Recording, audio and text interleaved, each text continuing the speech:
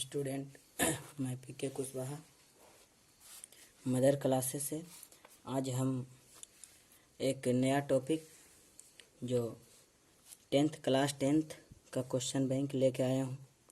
इसमें question bank के math 2020 प्रथम पाली सेट एफ का फुल ऑब्जेक्टिव से लेकर के सब्जेक्टिव तक फुल सॉल्यूशन करेंगे, जिसमें आप लोग मेरे वीडियो के माध्यम से घर घर में आप पूरा क्वेश्चन बैंक को बना सकेंगे। इसमें मेरा एक यूट्यूब पर चैनल है मदर क्लासेज के नाम पर। इस चैनल के माध्यम से आप लोग के घर घर तक क्वेश्चन बैंक का सॉल्यूशन पहुंचाने में सक्षम होंगे। जो हम 2020 से सॉल्यूशन करेंगे, 2020 का ऑब्जेक्टिव से शुरुआत कर रहे हैं। और आप लोग मेरे चैनल मदर क्लासेज को सब्सक्राइब और बेल आइकन ज़रूर दबाइए। और एक मैथ को लॉन्ग और शॉर्ट दोनों मेथड से बताएंगे कि एग्ज़ाम में इसी क्वेश्चन को, अगर एग्ज़ाम में इसी क्वेश्चन को लॉन्ग बनाना है तो कैसे बनाना है और शॉर्ट बनाना है तो कैसे बनाना है। और जो भी बताएंगे बहुत अच्छा मेथड होगा। आप लोग पूरा घर में भी मेहनत कर सकते हैं। और मेरा एक क्लास चलता है, उस क्लास को भी आप ज्वाइन कर सकते हैं ऑनलाइन के माध्यम से। तो देखा जाए question bank solution class 10th 2020 प्रथम पाली मैथ क्या है, मैथ MATH मैथ। जिसे पहला क्वेश्चन में है, पहला क्वेश्चन है, फर्स्ट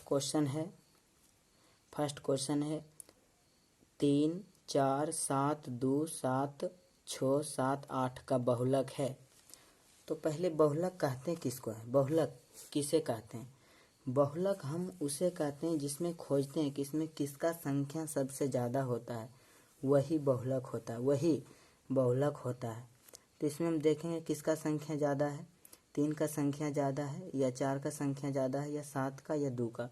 तो इसको देखने से पता चल रहा है कि 7 का संख्या 3 बार दोहरा रहा है। तो अगर मतलब इसका बहुलक क्या हो जाएगा, 7 हो जाएगा। इसका बहुलक 7 होगा। यानी हम इसको कह सकते हैं एक नंबर में 3, 4, 7, 2, 7, 6, 7 और 8 का बहुलक है।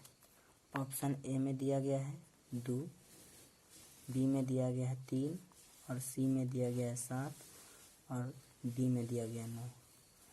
तो इसका बहुलक हो जाएगा 7 ऑप्शन सी। क्योंकि 7 3 बार दोहरा रहा है। जो संख्या सबसे ज़्यादा बार दोहराता है वही मेरा बहुलक होता है, वही मेरा बहुलक होता है। क्वेश्चन नंबर 2 में कह रहा है 13 और 2 में कह रहा है दोस्त 13 और 19 के बीच समांतर माध्य है। 13 और 19 के बीच समांतर माध्य है। तो माध्य बराबर होता है दी गई संख्या का योग या कुल परीक्षणों का योग बटा कुल परीक्षणों की संख्या। तो इसमें हमको 2 संख्या दिया गया है, 13 + 19 बटा कुल परीक्षण कितना है 1 और 2, तो 2 से भाग दे दिए, जोड़ेंगे तो ये क्या हो जाएगा 32। 9 3 12 2 बकिया है 32 में 2 से दिए क्या आ गया 16 मेरा क्या हो जाएगा समांतर माध्य हो जाएगा। समांतर माध्य कितना हो गया 16 हो गया। तीसरा नंबर क्वेश्चन को देखा जाए। तीसरा नंबर क्वेश्चन में कह रहा है यदि द्विघात समीकरण x² - px + 4 = 0 के मूल बराबर हो तो p का मान क्या होगा, p के मान क्या होगा। तो 3 नंबर में बोल रहा है x square minus P x plus 4 बराबर 0। तो जब ऐसा मान दिया रहे द्विघात के फॉर्म में अगर दिया रहे तो एक वैल्यू होता है, पहले तो हम d बराबर करेंगे 0 और d बराबर एक फॉर्मूला होता है बी स्क्वायर माइनस 4ac। तो दोस्त यहाँ देखो माइनस पी के स्क्वायर हो गया, क्योंकि ये जो होता है b का वैल्यू होता है, ये c का वैल्यू होता है, और एक्स स्क्वायर के कोफिशिएंट जो होता है उसका जो गुणांक होता है वो तुम्हारा a का वैल्यू होता है। तो b का वैल्यू क्या दिया गया है माइनस पी स्क्वायर माइनस 4, और a का वैल्यू क्या दिया गया है 1, और c का वैल्यू क्या है 4। बराबर में क्या लेना है दोस्त 0 लेना है। तो सोचो कि माइनस पी के स्क्वायर करेंगे तो p, अब माइनस 4 एकम 4 4 अगुने 4 4 चौका 16, इधर 0, तो बराबर में p, इधर माइनस में है तो ये बराबर में आ जाएगा, तो पी स्क्वायर बराबर में आ जाएगा इधर। तो पी स्क्वायर बराबर दोस्त, अगर ये पी स्क्वायर इधर है तो ऐसे भी लिख सकते हैं इसको, फिर लिखेंगे जब ये स्क्वायर रहता है इधर तो बराबर की बगल में प्लस माइनस रूट में जाता है, प्लस माइनस रूट में, तो पी के मान आ गया प्लस माइनस 4, प्लस माइनस 4 आ गया दोस्त। तो इसका आंसर क्या हुआ 4, यानी कि क्या ऑप्शन क्या जाएगा बी नंबर, बी ऑप्शन होगा। चौथा नंबर कह रहा है यदि ए और बी आभास संख्या है तो ए और बी का लासा क्या होगा। लासा है, लेकिन दोस्त यहाँ समझने की बात है, सवाल नंबर 4 में करे ए और बी आभास संख्या। तो पहले आभास संख्या किसे कहते हैं, आभास संख्या मुझसे कहते हैं जो एक से कटे, अपने आप से कटे, अन्य किसी संख्या से नहीं कटे, उसे हम आभास संख्या कहते हैं। उसे हम क्या कहते हैं आभास संख्या। मान लो एक ए और बी है, ए और क्या है बी, अकार ए और बी का लासा क्या होगा, ए और बी के लासा क्या होगा। तो कोई भी तुम आभास संख्या लो तो सबसे छोटी आभास संख्या 2 होता है, फिर 3 होता है।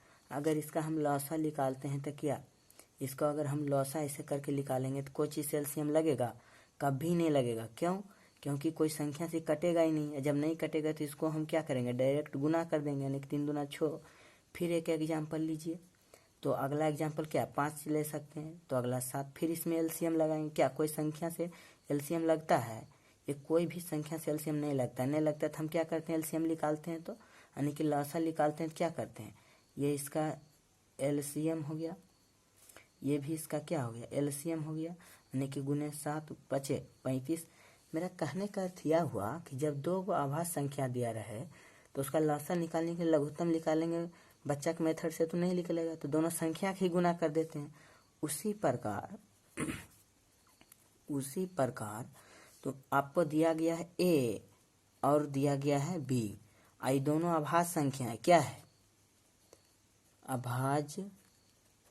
अभाज्य संख्या है, दोनों आभास संख्या। तो बताइए दोनों कैल्शियम लगेगा नहीं ना, तो ए गुने क्या कर देंगे बी, हम आंसर बोलेंगे ए गुने बी उत्तर, यानी कि ऑप्शन क्या ऑप्शन सी मेरा सही होगा सवाल नंबर 4 में। 5 नंबर में देखते हैं दोस्त, 5 नंबर में कह रहा है बिंदु x और y की दूरी, x और y की दूरी, बिंदु x और y की दूरी मूल बिंदु से है। तो दोस्त मूल बिंदु से दूरी पूछा है, x और y के मूल बिंदु से दूरी पूछा है।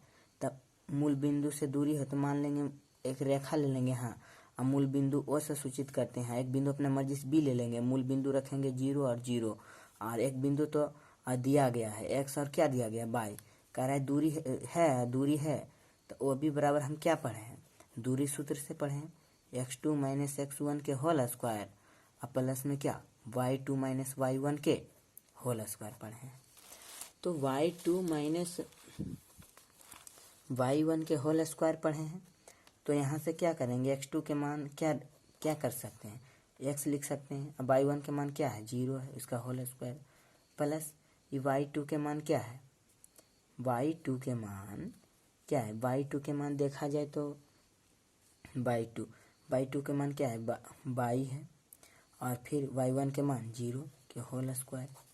फिर दोस्त इसका करेंगे 0 0 स्क्वायर हो जाएगा तो हो जाएगा x square plus y square.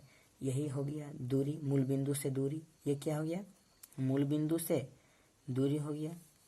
यही तुम्हारा ऑप्शन नंबर कितना ऑप्शन नंबर दोस्त बी मिल गया, option number B. Option number B मिल गया। हम इसको यह भी कह सकते हैं कि अगर बोला गया बिंदु एक्स वाई की दूरी मूल बिंदु से, तो इसका फॉर्मूला भी बोल सकते हैं x square plus y square, x square plus y square. फिर देखिए दोस्त, क्वेश्चन नंबर दिया गया 6 नंबर, क्वेश्चन नंबर 6 है। 6 में देखिए क्वेश्चन नंबर 6 में बोल रहा है एक समबाहु त्रिभुज ABC की भुजा 12 सेंटीमीटर हो तो उसकी ऊंचाई क्या होगा, ऊंचाई क्या होगा। दोस्त आप अगर नहीं जानते तो बहुत लंबा बना सकते हैं, लेकिन ये बहुत ईजी है, तो इसलिए बहुत शॉर्टकट बताने का काम करेंगे, आप लोग ध्यान देंगे। अगर कहीं दिक्कत होता है तो वीडियो को पीछे करके दोबारा आप देखें, और जहाँ से आप पढ़ रहे हैं अगर हम जो बात बोलते हैं आपको भी उसमें हाँ या ना में जवाब देना होगा। अपने मन में बोलिए दोस्त, उसमें बोलने से होता क्या है कि आपको कॉन्फिडेंस जगेगा और आप अच्छी से मेरे वीडियो के माध्यम से पढ़ पाएंगे। तो सवाल नंबर 6 में देखिए कह रहा है एक समबाहु त्रिभुज ABC की एक भुजा 12 सेंटीमीटर हो तो उसकी ऊंचाई क्या होगा, ऊंचाई क्या होगा। दोस्त बोल रहा है कि एक समबाहु त्रिभुज ABC की एक भुजा 12 सेंटीमीटर हो तो उसकी ऊंचाई क्या होगी, तो उसकी ऊंचाई क्या होगी। यही बोला, पहले एक समबाहु त्रिभुज बना लेंगे। एक क्या बना लेंगे दोस्त, समबाहु त्रिभुज। तो ये बन गया समबाहु त्रिभुज, इसका नाम दे देंगे ABC। और समबाहु त्रिभुज के तीनों भुजा बराबर होता है, तीनों भुजा बराबर, अगर ये तीनों भुजा बराबर होता है दोस्त, और तीनों भुजा बराबर होने के कारण तीनों कोण भी आपस में क्या होते हैं, बराबर होते हैं। जिसमें एक भुजा दोस्त दिया गया है 12, तो सब भुजा क्या हो जाएगा, 12 12 का हो जाएगा। कारण उसको ऊंचाई क्या होगा, तो ऊंचाई होता है दोस्त, देखिए ये होता है ऊंचाई इसका, उसका क्या होता है, बीच से एक कोण के समद्विभाजक ही उसका ऊंचाई होता है। क्या होता है दोस्त, ऊंचाई। और दोस्त ऊंचाई बराबर फॉर्मूला होता है, पहले होता है क्या कि होता है समबाहु त्रिभुज का आयतन बराबर। दोस्त हम इसलिए थोड़ा सा ज़्यादा बता रहे हैं ताकि आप लोग ये भी याद हो जाए।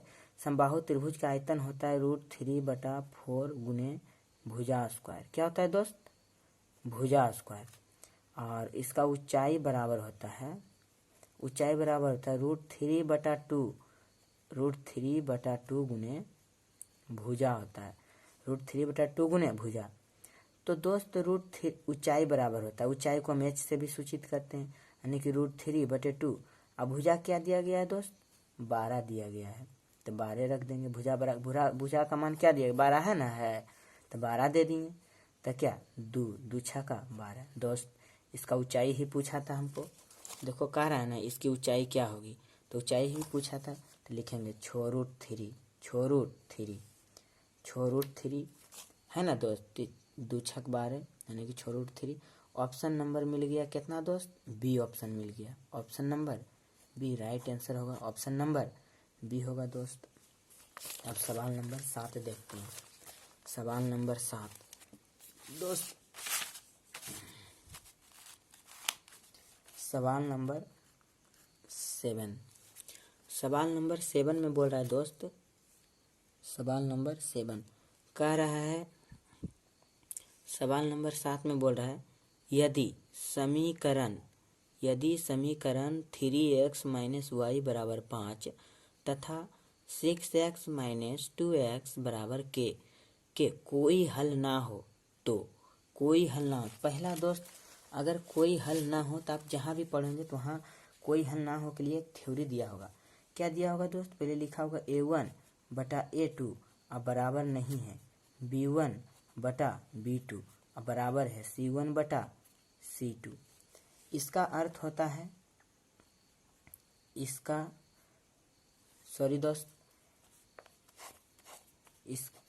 A1 बटा ये जो ऊपर वाला था थोड़ा सा मिस्टेक हो गया। इसका मतलब होता है प्रतिच्छेदी या एक हल होगा। कोई हल के लिए होगा A1 बटा A2 अब बराबर होगा B1 बटा B2 अब बराबर नहीं होगा C1 बटा C2। इसका अर्थ होता है कि इसका अर्थ होता है कि इसका कोई हल नहीं होगा और इसे यह भी बोलते हैं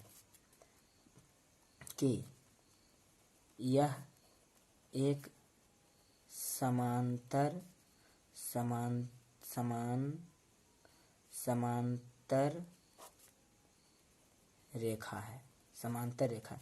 इसको दो चीज बोलते हैं दोस्त। इसका अर्थ होता है इसका कोई हल नहीं होगा और इसे यह भी बोलते हैं कि यह एक समांतर रेखा होगा। अगर तुमको बोल दे कि इसका कोई हल नहीं होगा, फटाक से ऐसा बना लेना है दोस्त।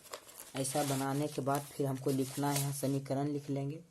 क्या समीकरण लिखेंगे दोस्त? लिखेंगे 3x - y बराबर 5।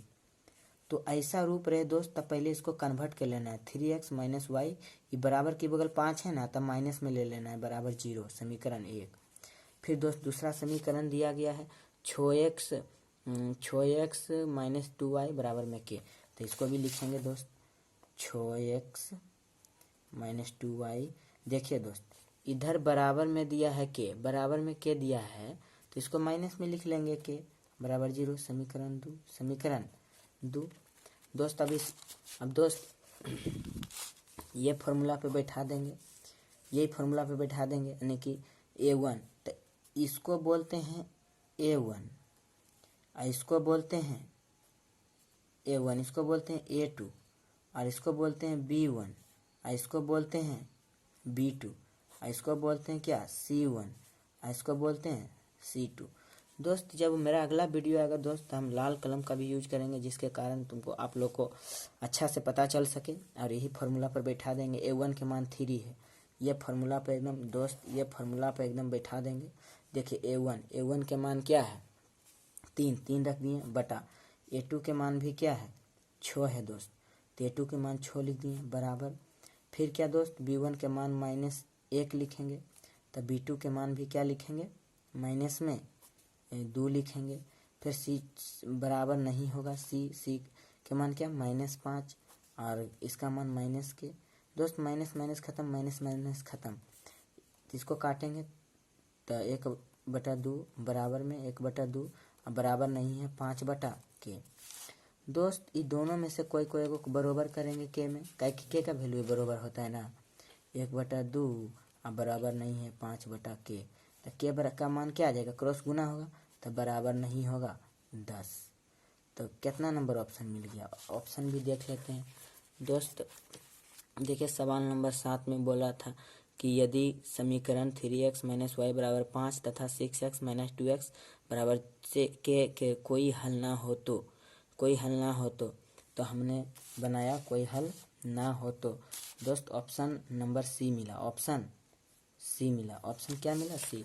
कोई हल ना हो तो पहला दोस्त ये समीकरण लिखना है A1 बटा A2 और B1 बटा B2 बराबर C1 बटा C2 नहीं है, इसका अर्थ होता है कोई हल नहीं होगा। और फिर क्या करना है दोनों समीकरण को लिख देना है और बराबर में 5 था इधर ले लिए, उसी प्रकार इस समीकरण में बराबर के बगल के था तो बगल ले लिए और इसका अर्थ होता है A1 और इसका अर्थ होता है क्या A2।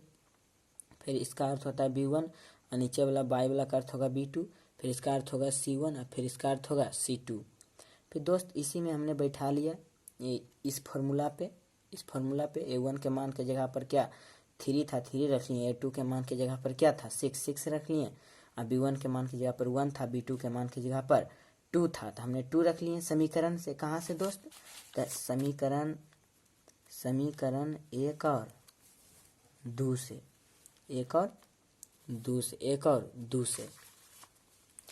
फिर देखिए बराबर में नहीं है के, हम चाहें तो एक बार ये वाला इसके साथ बराबर कर सकते हैं, एक बार इसके साथ, दोनों में हमेशा उतना ही आंसर आएगा। के बराबर नहीं है 10, option number C, option number C. सवाल नंबर 7 था दोस्त। अब सवाल नंबर 8 में आते हैं। सवाल नंबर 8 दोस्त, सवाल नंबर 8 देखिए। सवाल नंबर 8 में बोल रहा है दोस्त, देखिए कह रहा है भूमि से 100 मीटर ऊंचाई तथा 60 डिग्री के उन्नयन कोण पर उड़ती हुई एक पतंग की डोरी की लंबाई क्या होगा। पतंग की डोरी की लंबाई क्या होगा। इसको दो नियम से बनाएंगे दोस्त, एक पूरा लॉन्ग बनाएंगे, एक पूरा शॉर्ट बनाएंगे। इसमें आप लोग भी एग्जाम में अगर 2 नंबर का क्वेश्चन आंसर पूछे तो आराम से बना सके। देखिए 8 नंबर में कह रहा है, 8 नंबर में क्वेश्चन दिखाए हैं। क्वेश्चन फिर से पढ़ देते हैं तब कि आता कि आप लोग को भी आराम से लिखा रहेगा, कि क्वेश्चन तो हम लिखते नहीं हैं। लिखा है भूमि से 100 मीटर की ऊंचाई पर तथा 60 डिग्री के उन्नयन कोण पर उड़ती हुई एक पतंग की डोरी की लंबाई है। तो बोला है, क्वेश्चन में बोला है दोस्त कि भूमि से 100 मीटर ऊंचाई, भूमि से 100 मीटर ऊंचाई, ये भूमि हो गया। यहाँ से 100 मीटर ऊंचाई, 100 मीटर ऊंचाई, इसका उन्नयन कोण दिया गया है 60 डिग्री, 60 डिग्री। तो उड़ती पतंग की डोरी के बताइए, पतंग की डोरी 60 दिया है, 90 हो जाएगा। तो ये थीटा है, ये थीटा का काम 60 डिग्री दिया, थीटा का मान क्या मान लेंगे 60 डिग्री। तो थीटा का सामने क्या पड़ा है, इसका नाम दे दीजिए ए बी सी। थीटा के सामने क्या बढ़ा है, थीटा के सामने लंबाई होता है, थीटा के सामने लंबाई होता है। और आपको बोला कि पतंग की डोरी बताइए, पतंग की डोरी यानी कि पतंग की डोरी क्या है, तो यही ना पतंग की डोरी होगा। पतंग कभी सोजा सोजा उड़ता है नहीं, तो पतंग की डोरी जो होगा वही तुम्हारा आपका मान होगा। उसको हम कर्ण भी बोलते हैं, क्या बोलते हैं कर्ण। और इसको क्या बोलते हैं लंब, लंब ना बोलते हैं, इसको क्या बोलते हैं आधार बोलते हैं। तो दोस्त हमको चाहिए कर्ण, तो कर्ण और लंब कौची में आता है, तो आता है साइन थीटा में। क्या आता है साइन थीटा में। साइन थीटा बराबर होता है, क्या होता है लंब बटा कर्ण होता है। तो बताइए कि लंब का मान दिया है 100 और कर्ण का मान दिया है, निकालना है, कर्ण को क्या करना है निकालना है दोस्त इतना। तो और साइन थीटा, साइन थीटा का मान दिया है कितना दोस्त 60 डिग्री। तो यहाँ 60 बराबर लिखेंगे 100 बटा कर्ण को हम h से भी सूचित करते हैं, तो h इसका मान हम h भी लिख सकते हैं, परपेंडिकुलर, h मतलब हाइपोटेन्यूस, b मतलब बेस। हम इसलिए लिख सकते हैं यहाँ h, क्योंकि सॉल्यूशन करने में ईजी होता है, कर्ण लिखने में बहुत थोड़ा हार्ड है। तो लिखेंगे 60, साइन 60 का मान होता है दोस्त √3/2 बराबर में लिखेंगे 100 बटा h। अब क्रॉस गुणन करेंगे, ये वाला इसमें गुना करेंगे, ये वाला इसमें गुना करेंगे, तो लिखेंगे h√3 बराबर में 100 गुना 200 हो जाएगा। तो h बराबर क्या होगा, h बराबर होगा 200 बटा √3। तो पतंग की डोरी ऑप्शन क्या मिला, ऑप्शन नंबर सी मिला। ऑप्शन क्या मिला, ऑप्शन सी। तो आपका क्या होगा राइट आंसर होगा ऑप्शन सी, सवाल नंबर 8 का। चलिए दोस्त अब 9 नंबर देखते हैं। दोस्त कह रहा है 9 नंबर में 3 सेंटीमीटर त्रिज्या वाले एक वृत्त पर खींची गई 2 स्पर्श रेखा परस्पर। दोस्त बोल रहा है यदि 3 सेंटीमीटर त्रिज्या वाले एक वृत्त पर खींची गई 2 स्पर्श रेखाएं परस्पर 60 डिग्री के कोण पर झुकी हो तो प्रत्येक स्पर्श रेखा की लंबाई है, प्रत्येक स्पर्श रेखा की लंबाई है, इसे बोला यानी कि 3 सेंटीमीटर। सवाल नंबर 9 है 3 सेंटीमीटर त्रिज्या वाला, 3 सेंटीमीटर त्रिज्या वाला एक वृत्त खींच दिए 3 सेंटीमीटर त्रिज्या वाला। कह रहे 2 स्पर्श रेखा, एक यहाँ से तो एक यहाँ से, यह स्पर्श रेखा है, ये क्या है स्पर्श रेखा है। तो कह रहा है एगो का मान ए मान लेते हैं, एगो के बी मान लेते हैं, पी बिंदु पर मिला होगा। P बिंदु पर मिला होगा और इस 60 डिग्री के कोण पर झुका है। दो स्पर्श रेखा परस्पर इस 60 डिग्री पर झुका है। कितना डिग्री पर झुका है दोस्त? तो बताइए, कोई भी वृत्त के बाह्य कोण 60 है तो उसका केंद्र का कोण उसी का दोगुना होता है, उसका दोगुना होता है, उसका दोगुना। कर प्रत्येक स्पर्श रेखा की लंबाई क्या है? प्रत्येक स्पर्श रेखा की लंबाई क्या है? तो प्रत्येक स्पर्श रेखा की लंबाई, दोस्त इसको हम P का कोण समद्विभाजक जब करेंगे तो P कोण दो भाग में बढ़ जाएगा, यानी कि 30 डिग्री। ये हो जाएगा कितना डिग्री में? 30 डिग्री में। सर ये हो जाता है जब कोण पर समद्विभाजक आप करेंगे ना, तो ये 60 डिग्री जो है ये दो भागों में बट जाता है, 30-30 में। यहाँ भी जब ये कोण 60 डिग्री का होता है, बाह्य कोण 60 डिग्री का होता है, तो केंद्र वाला कोण उसका दोगुना होता है। केंद्र वाला कोण दोगुना, इसका कारण क्या है? और हम इस दूसरा तरीका में क्या बोल सकते हैं दोस्त? बोल सकते हैं कि केंद्र पर से जो परिधि पर कोण बनता है 90 डिग्री का बनता है। कितना का बनता है? 90 डिग्री। ऐसे भी सोच सकते हैं दोस्त, ये जब 90 डिग्री खो गया और यहो 90 डिग्री खो गया, ये 60 डिग्री के है, तो एक चतुर्भुज का निर्माण न हो रहा है? हो रहा है कि नहीं हो रहा है? जहाँ भी आप हैं, जैसे भी आप हैं, आप बोलें हो रहा है कि नहीं हो रहा है? क्यों? क्योंकि हमको P कोण 60 डिग्री पर झुकल था, 60 डिग्री दे लेता, और हम जानते हैं कि केंद्र पर से जो परिधि पर बनता है कोण 90 डिग्री का होता है, तो ई भी 90, तो दोस्त ई भी 90, तो ये 90, ये 90, 180, ये 60, तो 180 में 60 जोड़ेंगे दोस्त, 60 तो हो जाएगा क्या? 240। ये तीन कोण मिला के 240, तो ये क्या होगा? 360 ना होना चाहिए चतुर्भुज के चारों कोण, तो 120 जोड़ेंगे दोस्त, 360 हो जाएगा, ना हो जाएगा? 360। तो दोस्त यहाँ से भी पता कर सकते हैं। अब बताइए कि 20, ये 90, ये 90, ये 60, ये 120, तो बीच से हम एक अथी ले लिए समद्विभाजक, तो ये हो जाएगा 260, ये भी हो जाएगा 60, ये भी हो जाएगा 60 डिग्री का, 60 हो गया, ये हो गया 30, ये हो गया 30। तो हमको बोला ना ये स्पर्श रेखा बताइए, प्रत्येक स्पर्श रेखा। दोस्त ये बता देते हैं, जब ये स्पर्श रेखा की जो लंबाई होगा वही ये स्पर्श रेखा की लंबाई होगा। क्यों? क्योंकि आधा वृत्त से ये भी स्पर्श कर रहा है और ये भी स्पर्श कर रहा है, इस रेखा की लंबाई और इस रेखा की लंबाई बराबर होगी। दोस्त ये कोण 60 है, ये कोण 90 है, और ये कोण 30 है, और ये कोण 60 है, तो बताइए नहीं निकाल लेंगे? हमको ये चाहिए ना। जबकि बोल रहा है ना 3 सेंटीमीटर त्रिज्या वाला वृत्त, तो यहाँ से यहाँ तक त्रिज्या न होगा, यहाँ से यहाँ तक क्या होगा? त्रिज्या होगा, तो त्रिज्या 3 देले है, 3 देले है दोस्त, तो ये वाला नहीं निकाल लेंगे? ये कैसे निकलेगा? तो हमको दिमाग लगाना है कि हमको अगर इसको लेके चलना है, अगर ई कोण लेके चलते हैं, ई कोण लेके चलेंगे हम जब, तो यहाँ तो दोस्त 90 है, जब ई कोण 90 है, एक मन जब ई कोण 90 है तो क्या हो जाएगा? ये मेरा लंब हो जाएगा, लंब, ये मेरा आधार हो जाएगा दोस्त, ये मेरा कर्ण हो जाएगा। ये क्या काम करेगा? कर्ण। कौन के लिए? त्रिभुज, त्रिभुज बी पी ओ के लिए, त्रिभुज बी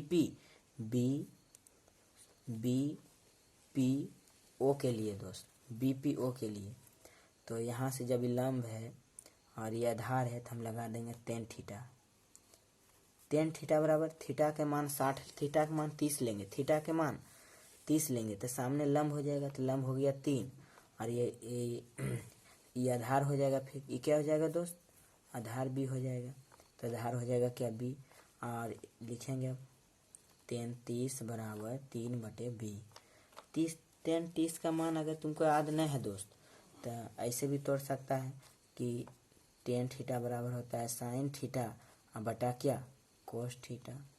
sin 30 के मान पता है तुमको दोस्त, 1/2, और cos 30 के मान √3/2, 2 खट गया, यानी कि sin 30 का मान दोस्त आया 1/√3, अब बराबर में है 3/b।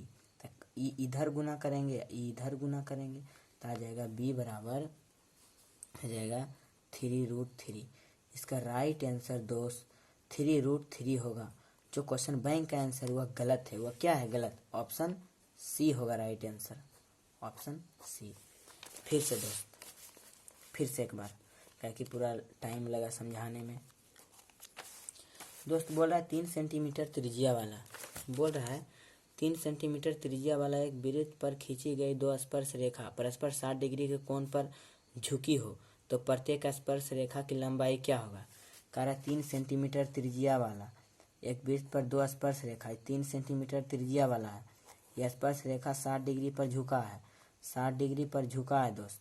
तो ये मान लेते हैं ए बी, केंद्र का ओ से सूचित करते हैं, इसको पी मान लेते हैं।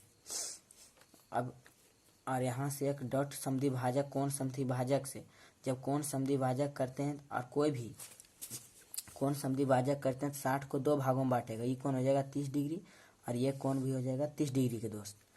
जब ये 30 डिग्री और ये भी 30 डिग्री का हो गया तो और दूसरी बात समझना, केंद्र पर से जो परिधि पर कोण बनता है 90 का होता है।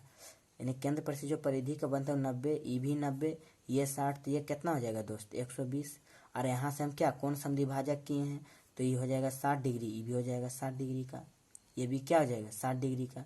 जब 60 डिग्री हो जाएगा, ये थीटा मानते हैं, तो थीटा के सामने क्या हो जाएगा लंबाई, और लंबाई मालूम है 3, क्योंकि त्रिज्या यहाँ से यहाँ तक लंबाई है तो 3 ना हो गया।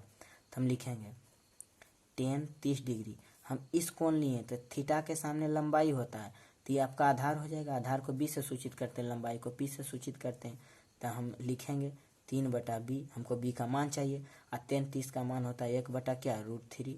अब बराबर में होगा 3/b, तो b का वैल्यू क्या हो जाएगा, b का वैल्यू हो जाएगा 3√3। Option C number. 10 नंबर में देखिए दोस्त, 10 नंबर में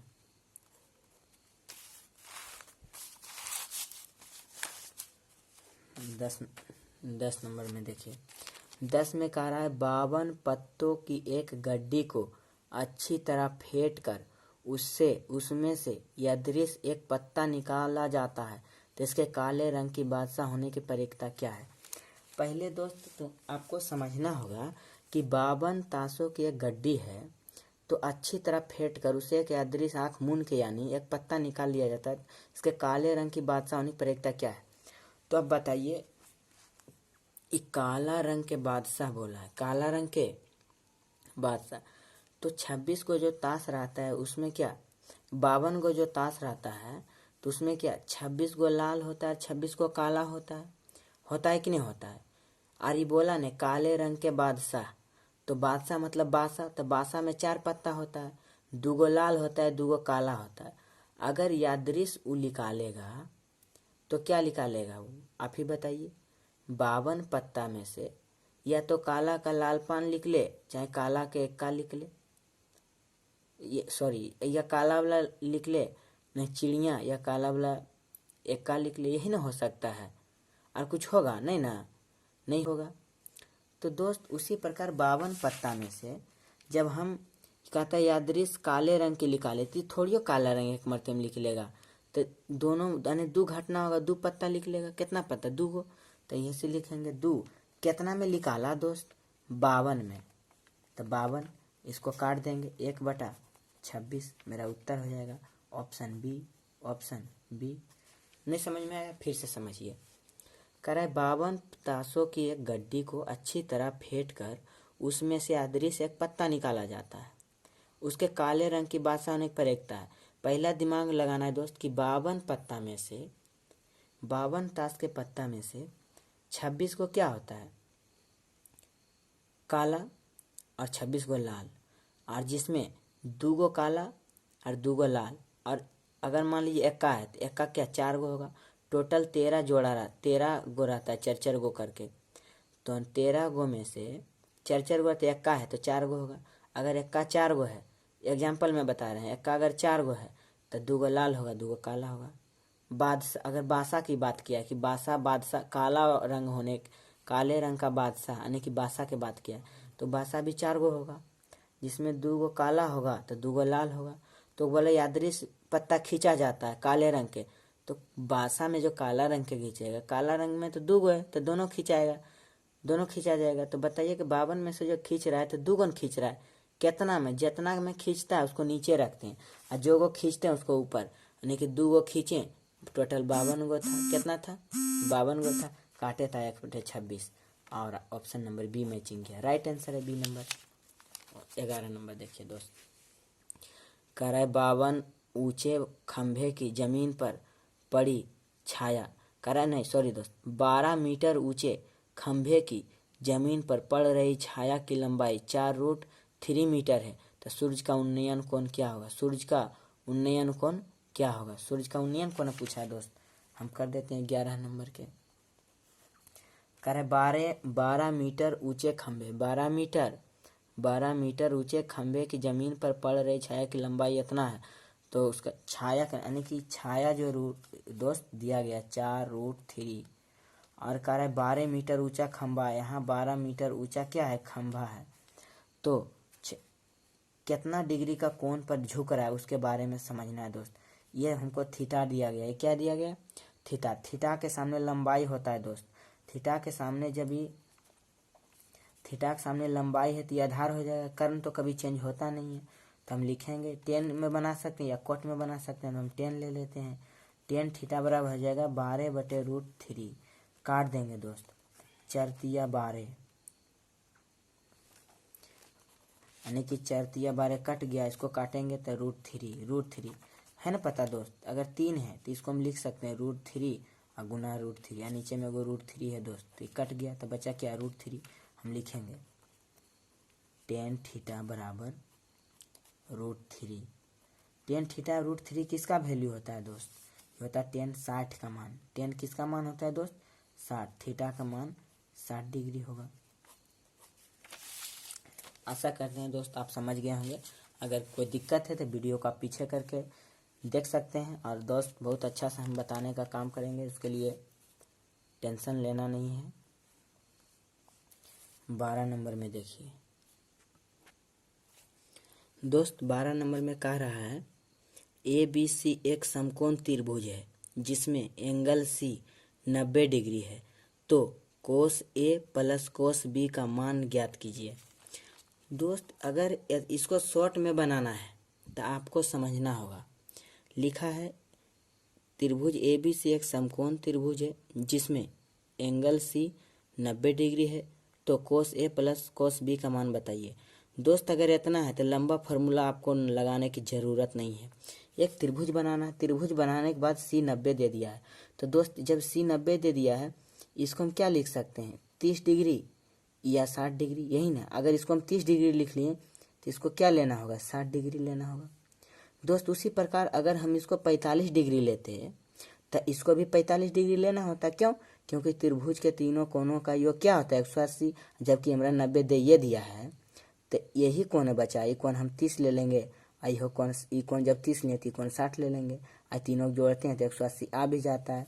तो हमको क्वेश्चन में बोला है ना, कोस A प्लस B के मान बताइए। हम लिखेंगे कोस 30 और प्लस 90 डिग्री बराबर होता है क्या? कोस 30 और 60 डिग्री। कोस 30 और 60 क्या हो जाएगा? कोस 90 डिग्री। और कोस 90 डिग्री का मान क्या होता है? 0। कोस 90 का मान क्या होता है दोस्त? 0। ऑप्शन क्या मिल गया? ऑप्शन मिल गया ए। ऑप्शन नंबर ए मिल गया दोस्त। कितना इजी था?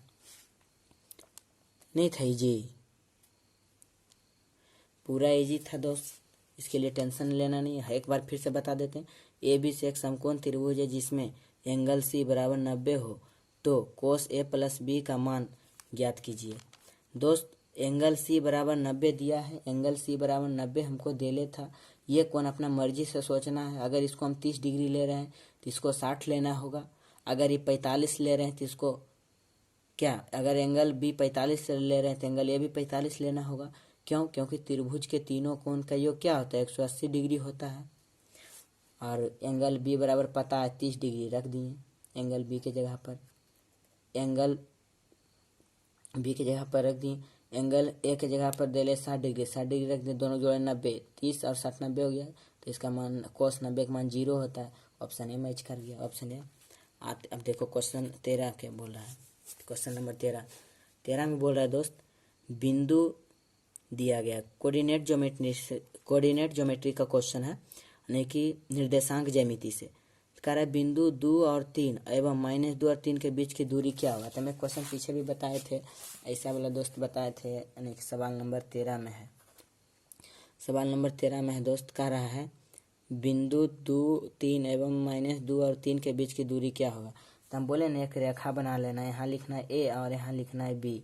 ए का मान देले क्या 2 और 3 और बी के मान देले -2 और 3। तो हम बताए थे ए बी के दूरी सूत्र बताए थे दोस्त। दूरी सूत्र होता है, फिर से लिख देते हैं। दूरी सूत्र बराबर होता है √x2 - x1 के whole square plus y2 - y1 के होल स्क्वायर। हम इस पे बैठा देंगे दोस्त। इसको बोलते हैं x1, इसको बोलते हैं y1, इसको बोलते हैं x2 और इसको बोलते हैं x1, इसको बोलते हैं y1, इसको बोलते हैं x2, इसको बोलते हैं y2। फिर दोस्त देखिए ये भी दूरी सूत्र से x2 - x1 के whole square plus y2 - y1 के होल स्क्वायर। x2 के मान क्या है -2 और y1 के मान क्या है -2, तो 2 ले लिए दोस्त स्क्वायर प्लस। अब देखो y2 के मान क्या है 3, अब y1 के मान भी माइनस में 3 के कौची दोस्त होल स्क्वायर, सॉरी ये नहीं रहेगा स्क्वायर दोस्त। अब देखो -2 - 2 -4 के होल स्क्वायर प्लस 3 3 कट गया 0 0 के 0 ये होल स्क्वायर। तो लिखेंगे 4 चौका 16 तो स्क्वायर में क्या बाहर आएगा 4 आएगा, यानी कि ऑप्शन नंबर बी मिला। ऑप्शन बी राइट आंसर होगा। ऑप्शन बी क्या होगा राइट आंसर होगा दोस्त। एक 14 नंबर का क्वेश्चन देख लीजिए। बोल रहा है 14 नंबर में बोला है एक बेलन तथा शंकु के आधार की त्रिज्या 3:4 के अनुपात में है तथा उसकी ऊंचाई 2:3 के अनुपात में है, तो बेलन के आयतन के अनुपात है। दोस्त जब ऐसा क्वेश्चन रहे तो दोनों के आयतन बराबर कर देंगे। तो बताइए कि बेलन के आयतन क्या होता है। सवाल नंबर 14 में बेलन के आयतन होता है πr²h। अब बराबर में शंकु का आयतन दिया है, तो शंकु का आयतन होता है 1/3 πr² होता है दोस्त। अब बताइए कि जहाँ बेलन और शंकु के आधार की त्रिज्या देले है, इस बेलन के त्रिज्या r1 मान लेते हैं और शंकु के r2 मान लेते हैं। इसका 3:4 देले के एक मतलब ई त्रिज्या बेलन का है और ई वाला त्रिज्या शंकु का है। शंकु के यहाँ बैठा देते हैं πr², तो 3 बेलन के लिए है ना, यहाँ लिखेंगे बेलन का भी बराबर में हो जाएगा शंकु का भी हो जाएगा शंकु का भी, यानी कहे का मतलब है दोस्त बेलन का आयतन बराबर में शंकु का आयतन। तो बेलन के आयतन क्या πr², r के मान 3 है, 3 × 3 और ऊंचाई दोस्त दिया गया, देखिए ऊंचाई 2 दिया है तो 2 लिख दिए। उसी प्रकार 1/3 πr², इसका मान 4 × 4 और इसका ऊंचाई 3 है तो 3 लिख दिए। तो यहाँ काट देंगे 3 से 3 क्या खत्म, 2 से 2 खत्म, पाई से पाई खत्म। इधर लिखेंगे 3 तिया 9, इधर 4 दूना 8, 4 दूना 8। इसका अनुपात क्या मिल गया दोस्त, मिल गया 9:8। 9:8 ऑप्शन क्या गया, option number B right answer होगा। थैंक यू दोस्त। अगर यह वीडियो अच्छा लगा तो लाइक और सब्सक्राइब ज़रूर करें और कमेंट भी करें दोस्त। अगर आपको और अच्छा से अगर समझना है तो मेरे वीडियो को सब्सक्राइब करें और कमेंट में लिखें, हम कमेंट को पढ़ेंगे और हम समझेंगे। अगर मेरा कहीं कमजोरी है तो उसको भी आप बताएं, ताकि उसको हम सुधार करके आप लोग तक अच्छी से अच्छी वीडियो बना के हम भेज सकें। दोस्त आज का वीडियो में सिर्फ 14 क्वेश्चन ही हो पाया। अगले वीडियो में हम आशा करेंगे कि पूरा 60 तक सॉल्यूशन देंगे। इसलिए मेरे चैनल को सब्सक्राइब और बेल आइकन ज़रूर दबाइए। थैंक यू दोस्त, गुड नाइट।